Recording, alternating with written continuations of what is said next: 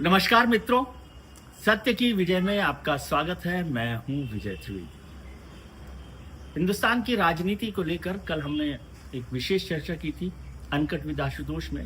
पत्रकार राजनेता रहे आशुतोष के साथ, जो साफ साफ बात करते हैं, दो टूक बात करते हैं संसदीय परंपराओं को लेकर, हिंदुस्तान की राजनीति को लेकर। यदि वो प्रोग्राम आपने नहीं देखा है तो एक बार जरूर देखिएगा। बहुत सारे सवाल हैं, बहुत सारे जवाब हैं, बहुत सारी चिंताएं हैं और खुलकर दो टूक बातचीत है। तो जरूर देखिएगा आशुतोष के साथ बातचीत, अनकट विद आशुतोष। और अब आज की बात है।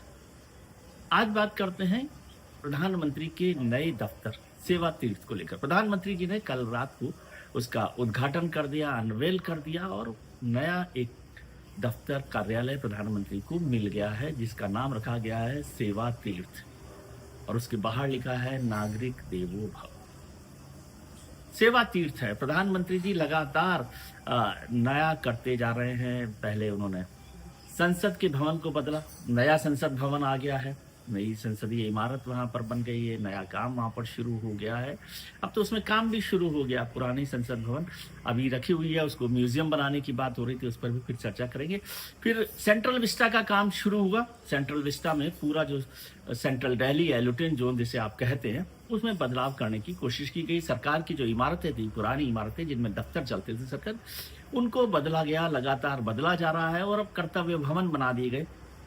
कर्तव्य भवन, उनमें मंत्रालयों के नए दफ्तर है। साउथ ब्लॉक और नॉर्थ ब्लॉक को खाली कर दिया गया है, जहां वित्त मंत्रालय, रक्षा मंत्रालय, गृह मंत्रालय और विदेश मंत्रालय, ये सब वहां पर मौजूद थे। प्रधानमंत्री का कार्यालय अब बदल दिया गया है। उनके साथ साथ जो कैबिनेट सेक्रेटरी था, जो राष्ट्रपति भवन के परिसर में था, उसे भी अब प्रधानमंत्री कार्यालय में ला दिया गया है। 1200 करोड़ रुपए इसमें खर्च किए गए हैं, बताया गया। ओपन है, ट्रांसपेरेंसी है, सनलाइट है और जितने अपडेट हो सकते हैं वो सब अपडेटेड उसमें शामिल है। अपडेट को शामिल किया गया है ताकि बेहतर तरीके से काम हो सके। इसका नाम रखा गया है सेवा तीर्थ। इस सरकार के आने के बाद से लगातार बहुत सारे बदलाव किए जा रहे हैं। आपको याद होगा कि इंडिया गेट के पास एक नया वॉर मेमोरियल बनाया गया, राजपथ का नाम बदलकर कर्तव्य पथ कर दिया गया है। तो इस तरह के बहुत सारे बदलाव किए गए। और 3 मूर्ति संग्रहालय, जिसे पहले प्रधानमंत्री नेहरू के नाम पर नेहरू संग्रहालय कहा जाता था, उसे अब प्रधानमंत्री संग्रहालय बना दिया गया है। तो बहुत सारे लोग ये सवाल कर रहे हैं कि क्या ये नया इतिहास लिखने की कोशिश भर है या पुराना इतिहास मिटाने की कोशिश।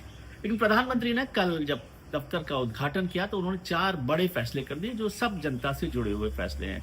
एक तो एक्सीडेंट को लेकर, इंश्योरेंस को लेकर, पैसे को लेकर, इलाज को लेकर बड़ी बात उन्होंने की है। फिर दूसरा, लखपति दीदी की जो तादाद है उसको भी बढ़ा दिया गया। जो चारों बड़े फैसले हैं वो जनता से जुड़े हुए फैसले। इसलिए इसका मतलब है कि प्रधानमंत्री नरेंद्र मोदी लगातार उनकी नज़र में आम आदमी है, जनता है, और उसके लिए कैसे बेहतर किया जा सके जिंदगी को, उस पर काम किया जा रहा है। और ये एक अच्छी पहल है कि जब प्रधानमंत्री पहले दिन आए हों अपने नए दफ्तर में, तो जनता के लिए कुछ और बड़े फैसले किए जाएं। तो ये बड़ी बेहतर बात है। बेहतर उम्मीद की जा सकती है कि इससे सरकार बेहतर तरीके से काम करेगी और जनता पर ध्यान देगी। पिछले दिनों सरकार ने बताया था कि 25 करोड़ जो लोग हैं वो बीपीएल की रेखा से ऊपर आ गए, गरीबी की रेखा से ऊपर आ गए हैं। लेकिन अब भी 80 करोड़ लोगों को अनाज दिया जा रहा है। एक सोशलिस्ट गवर्नमेंट, यानी जो सरकार पब्लिक इंटरेस्ट में काम करती है, जनहित की जो सरकारें होती हैं, वो इस तरह के फैसले करती हैं। लेकिन इस पर भी बहुत सारे लोग सवाल उठाते रहते हैं कि यदि इतना ही बेहतर हो गया तो 80 करोड़ लोगों को अनाज क्यों दिया जा रहा है। मेरा सवाल दूसरा है, इसमें जनहित की सरकारें ऐसे फैसले करती हैं, लेकिन एक बार रिव्यू करना चाहिए कि क्या जिन 80 करोड़ लोगों के नाम पर अनाज बांटा जा रहा है वो सही लोगों तक पहुंच रहा है? क्या सही लोगों तक वो माल पहुंच रहा है, अनाज पहुंच रहा है? क्या उन लोगों को जरूरत है उस चीज की? ये सब पर भी एक बार रिव्यू किया जाना चाहिए। प्रधानमंत्री को लेकर लगातार बात होती है कि प्रधानमंत्री दिन रात 24 घंटे काम करते हैं और सरकार और पार्टी ये इमेज बनाती है कि वो लगातार बिना रुके 12 साल से काम कर रहे हैं। बल्कि कहना चाहिए 25 साल से। 2001, 7 अक्टूबर 2001 जब वो पहली बार गुजरात के मुख्यमंत्री बने थे, उससे लेकर आज तक उन्होंने कोई छुट्टी नहीं ली और वो लगातार काम कर रहे हैं। प्रधानमंत्री के काम करने को लेकर कोई सवाल नहीं करता, लेकिन सवाल उठाते हैं कि जो प्रधानमंत्री की रफ्तार है, क्या उस रफ्तार के साथ, जिसे लोग कहते हैं बुलेट ट्रेन की जो रफ्तार है, जो सोच समझ है, जो 24 घंटे काम करने का एक उनका नजरिया है, क्या उस रफ्तार के साथ सरकार के और लोग चल रहे हैं? क्या सरकार में जो दूसरे मंत्री बैठे हैं उनकी रफ्तार भी वही है जो प्रधानमंत्री की रफ्तार है? बहुत सारे लोग कहते हैं आप मंत्रियों की बात कर रहे हैं, मंत्रियों की तो कोई सुनवाई नहीं होती है। इस सरकार में सिर्फ एक फैसले होते हैं पीएमओ से। मंत्रियों के यदि 2-3-4 मंत्रियों के नाम छोड़ भी दिए जाएं तो उसके अलावा कोई मंत्री वो फैसले नहीं कर रहा। फाइल पीएमओ से जाती है, पीएमओ में आती है, वहीं फैसले होते हैं।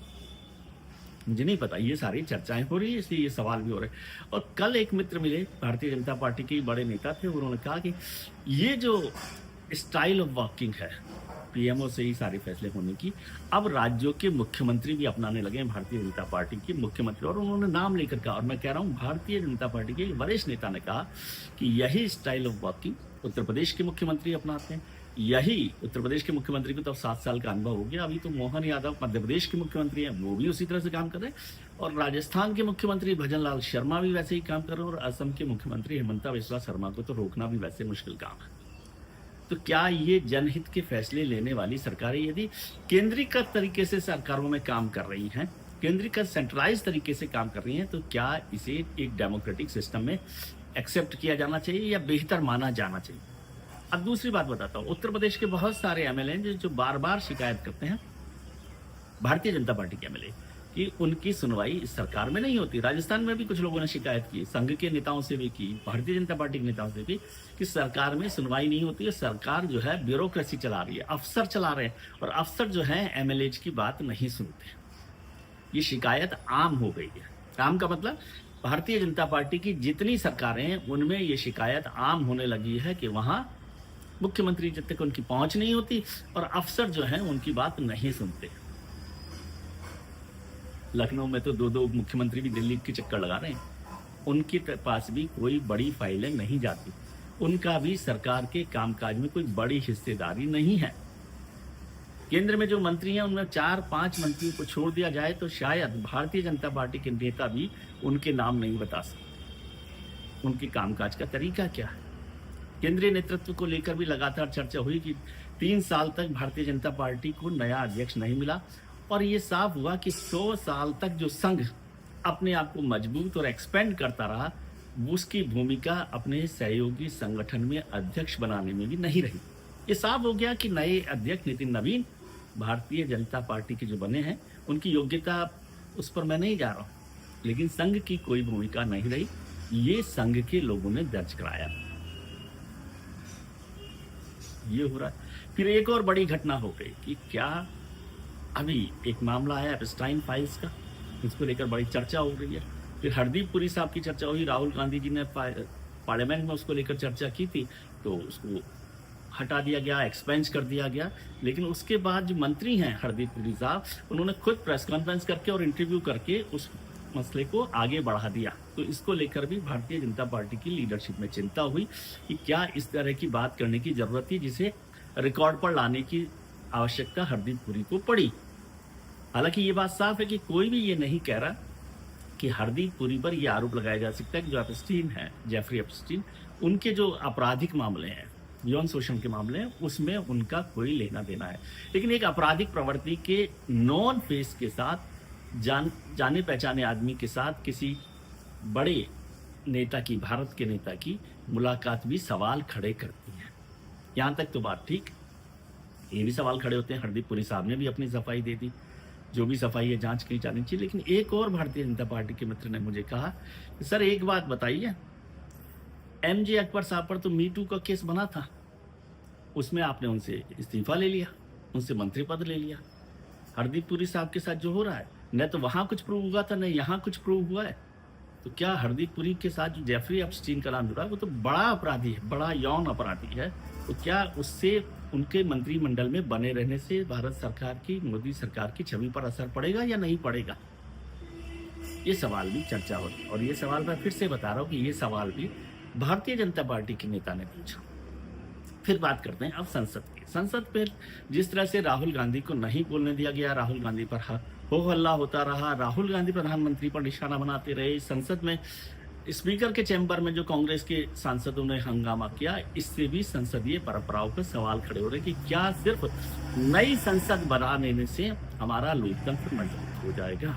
और पार्लियामेंट अफेयर मिनिस्टर, जिनका काम होता है ब्रिज बनाना संसद में सत्ता पक्ष और विपक्ष में, वो खुद ही हवन में घी डाल रहे हैं। किरण रिजिजू जिस तरह से वो आरोप लगा रहे हैं, जिस तरह से उनकी भाव भंगिमा है, वो भी बहुत सारे लोग उस पर सवाल खड़े कर रहे हैं। और राहुल गांधी पर जिस तरह से बोल रहे हैं, राहुल गांधी पर जिस तरह से उन्होंने कहा कि प्रिविलेज मोशन लेकर आएगी, और फिर सरकार ने बैक ट्रैक किया, बैकफुट पर आ गई, और फिर अपने ही सांसद निशिकांत दुबे के थ्रू सब्सटेंशिव मोशन लेकर आ रहे। तो क्या पक्ष और विपक्ष साथ मिलकर देश को आगे बढ़ाने का काम नहीं कर सकते? क्या विपक्ष के नेता पर लगातार हंगामा करने, लगातार निशाना बनाने से कोई बेहतर काम हो रहा है लोकतंत्र का? और विपक्ष के नेता भी लगातार प्रधानमंत्री पर जिस तरह की टिप्पणियां करते हैं, आलोचना करते हैं, वो भी एक खतरनाक मसला है। ऐसी बहुत सारी चीजें हैं। तस्वीरें तो बदल रही हैं, इमारतें बदल रही है, रंग रोगन बदल रहा है, नाम बदल रहे हैं। साउथ ब्लॉक, नॉर्थ ब्लॉक अब कर्तव्य भवन हो गए हैं। राजपथ जो है कर्तव्य पथ हो गया है। पीएमओ जो है सेवा तीर्थ हो गया है। वॉर मेमोरियल बन गया है। नई संसद बन गई है। ये सारी नई इमारतें हैं, उनमें शीशे के जो है दीवारें बनाई गई, जिससे लगता है कि ट्रांसपेरेंसी है, लेकिन न तो वहाँ जनता जा सकती है, न पत्रकार जा सकते हैं। तो केवल शीशे से ट्रांसपेरेंसी नहीं आती। ट्रांसपेरेंसी के लिए जनता और मीडिया की भागीदारी और उसको भी सवाल करने का अधिकार मिलना चाहिए। क्या ये अधिकार बने हुए हैं? क्या इन अधिकारों का सम्मान किया जा रहा है? ऐसे सवाल भी खड़े किए जा रहे हैं। प्रधानमंत्री की जो पहल है उसका स्वागत करना चाहिए कि वो एक नया मैसेज देना चाहते हैं, नई तरह की सरकार की रूपरेखा है, जो इमेज है वो बनाना चाहते हैं। लेकिन प्रधानमंत्री के साथ ही क्या वो सरकार, क्या वो ब्यूरोक्रेसी उसी तरह से चल रही है? ये सवाल भी महत्वपूर्ण है। और आज ये मौका है कि इन सवालों पर चर्चा भी करनी चाहिए, बहस भी करनी चाहिए और विचार भी करना चाहिए। आज के लिए इतना ही। हम उम्मीद करते हैं कि आपके लिए आने वाला कल आज से बेहतर हो। आप अपने मित्रों, परिजनों और रिश्तेदारों के साथ खुश रहिए, मस्त रहिए, व्यस्त रहिए, स्वस्थ रहिए। नमस्कार, प्रणाम, आभार, शुक्रिया।